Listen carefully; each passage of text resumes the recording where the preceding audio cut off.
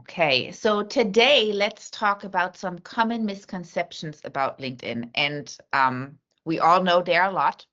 And that starts with the LinkedIn algorithm. What's working, what's not working, why is it not working, how often we should post, what the difference is between connections and follower strategy. So those are all kind of questions that I get a lot from my clients.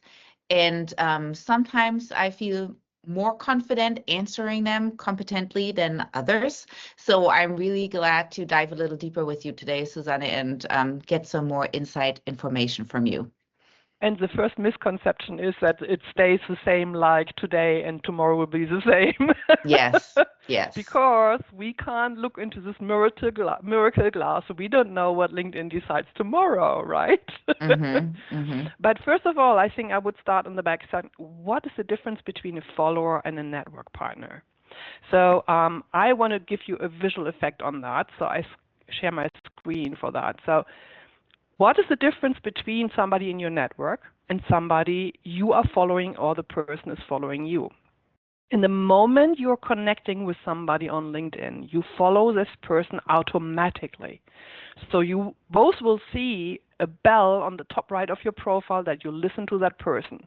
If you click into that bell, if you ever try to, please click into that bell, you'll see that you can decide if you want to have all content or recent content or you stop following. So you can make a decision whom you're going to listen in your network. But most of the people listen to everyone. So imagine you build up a network over 2,000 people. You can't follow everyone, right? So my first idea here is make sure that you only follow people in your network that really give you a value content that you can share with your network partners into your network so that they get relevant content. So the difference between the network partner is you're connected. You're sitting in the same digital frame. I always say they're sitting on my sofa, right?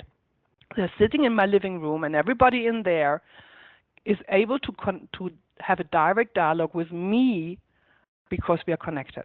The followers can't do that. They are just listening. They have the possibility to listen to content, and they can as well decide what kind of content do they want to see. All content, recent content, or not everything. So the followers are actually people that are interested in you. They listen to you. And if you listen to someone, maybe you listen to a potential customer, you can follow these people. Most people don't know where the signal goes in the moment that you're following. So this is getting really nice. If you follow someone, that person gets a notification during the day that he gained a new follower, you. So he will know if a competitor will look at him, for example. Okay. So even the CEO will know that you look at him, right? So they will know that you listen to him. Which is okay, it's fine. It's a normal thing to do in LinkedIn. But you can't communicate with that person unless you're commenting on the posts which you are seeing, right? So you are not able to talk one-to-one with that person. So this is the difference between connections and followers. And now you have different strategies, Lisa. What strategy do you have? You want to build up followers or you want to build up connections? What do you prefer? So I normally think connections are more valuable. To me, they seem like being a little closer. Followers is more like the random person that I not necessarily know personally. Right. Right. So, but my question would be when you said that to comment on someone's post that I'm not connected with, depending on how they have their profile settings set up. Is it automatically that if they allow followers that I do see their posts?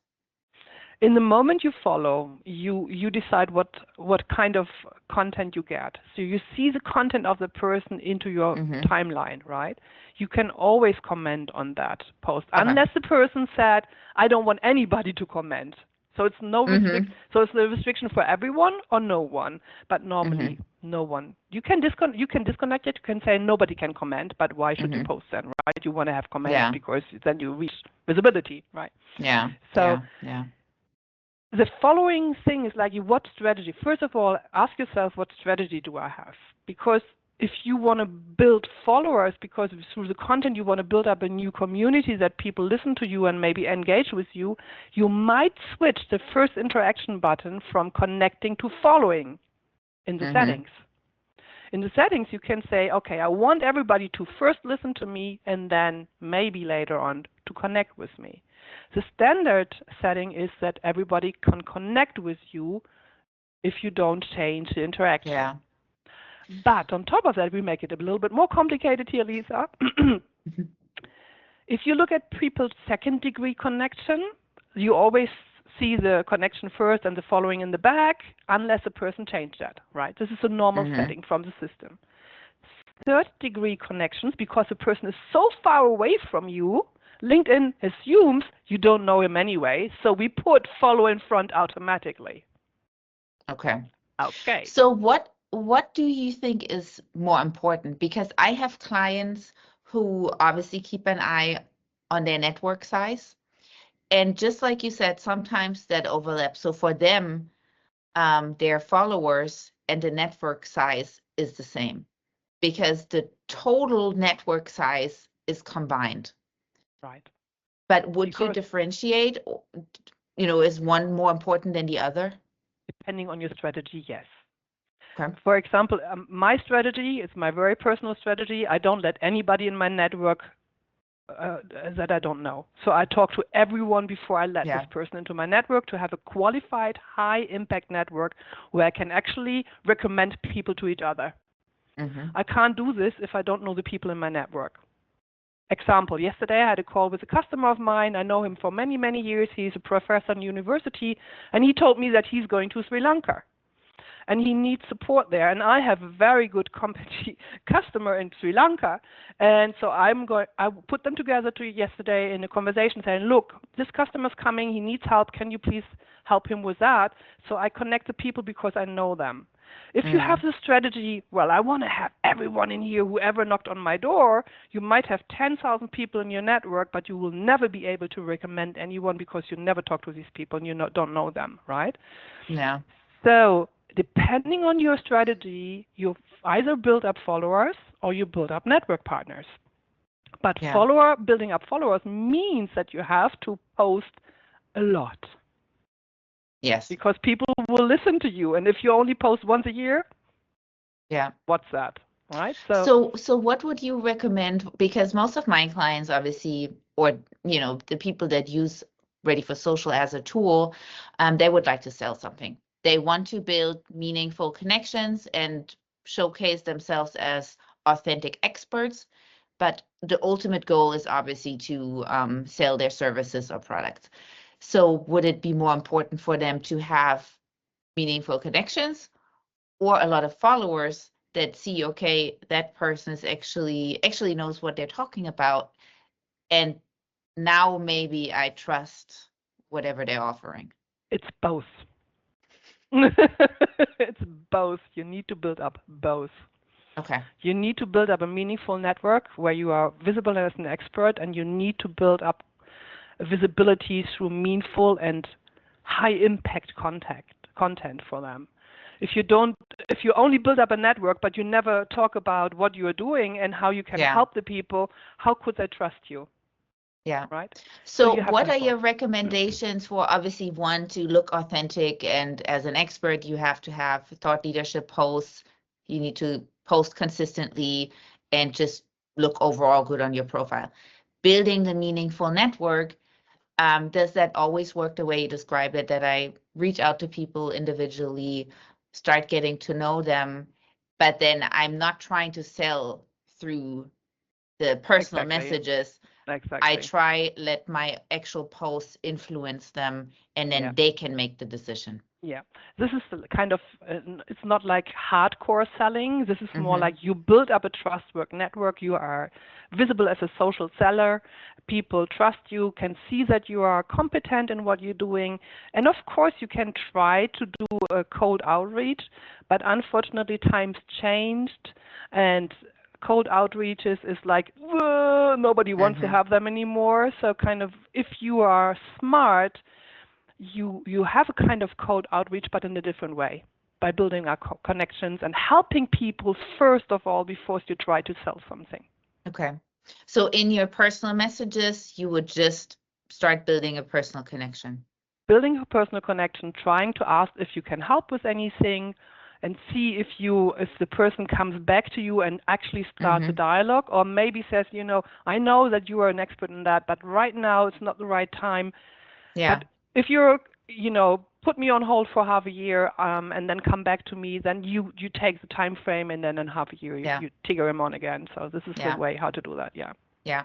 I just keep harping on that because that's one of the things complaints I get so often, because, our clients come and say, well, we don't really see the results, and I've been posting for 1 month and I haven't sold anything.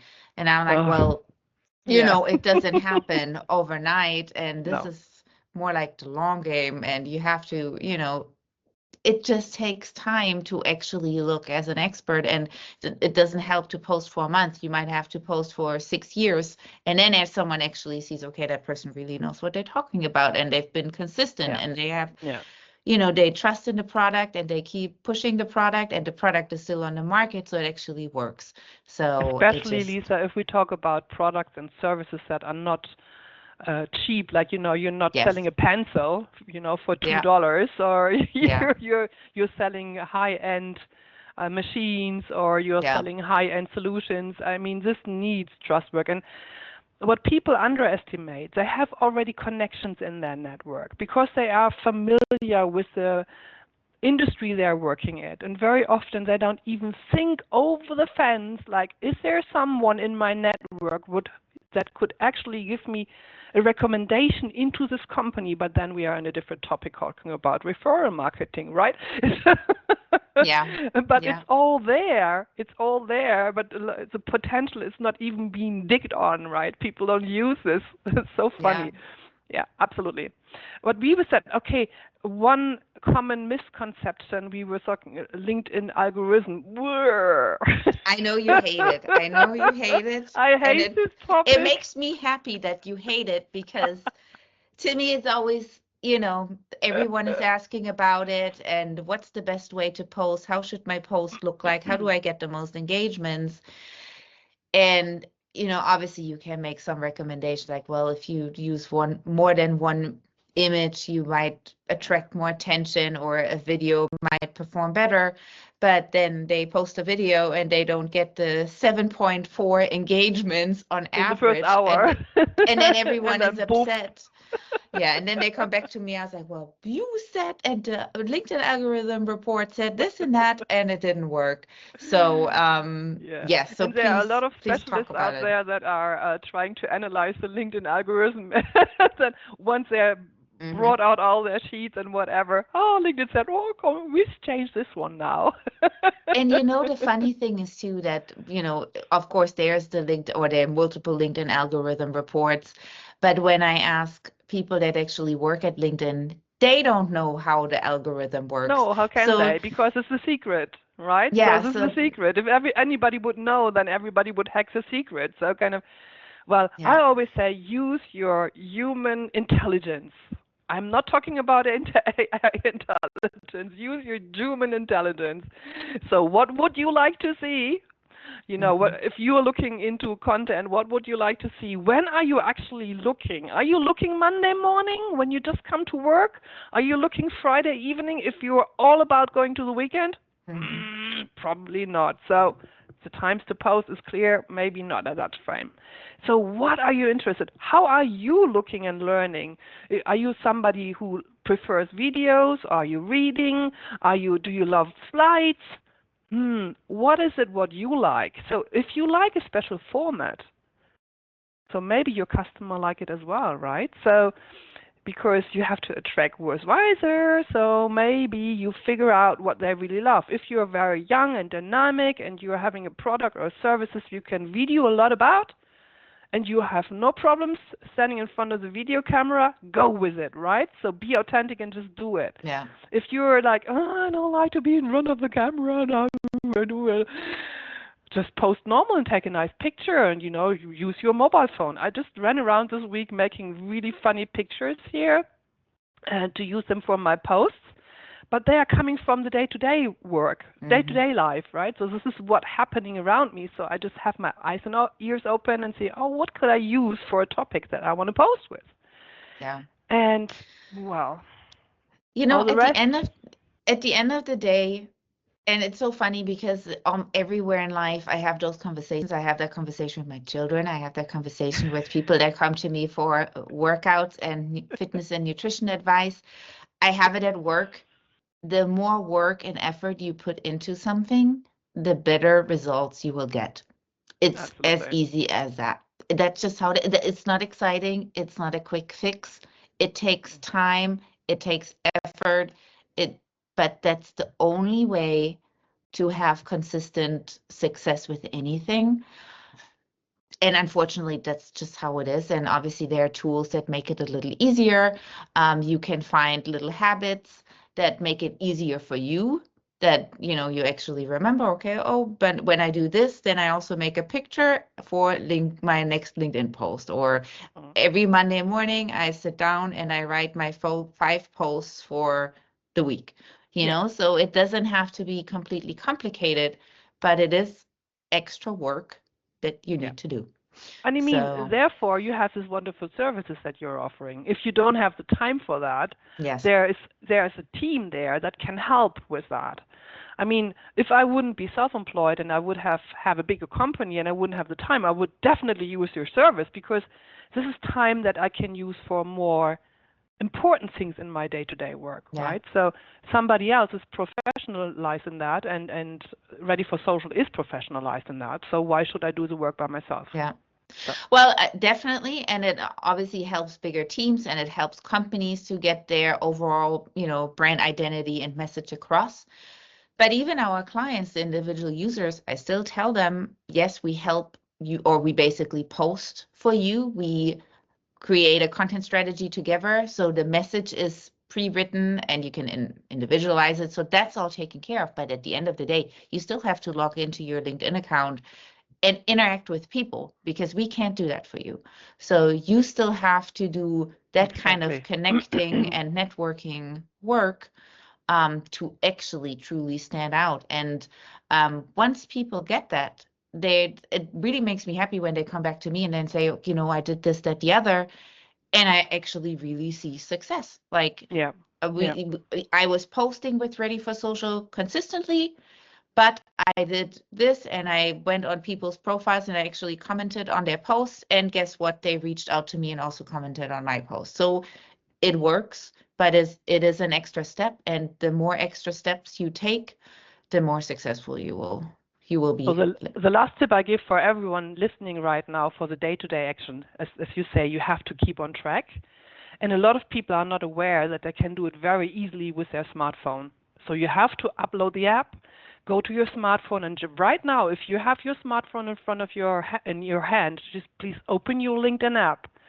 And if you open your LinkedIn app, maybe one little hack you never saw before. You are on the home feed, and on the home feed you see on the top right in every post 3 little dots.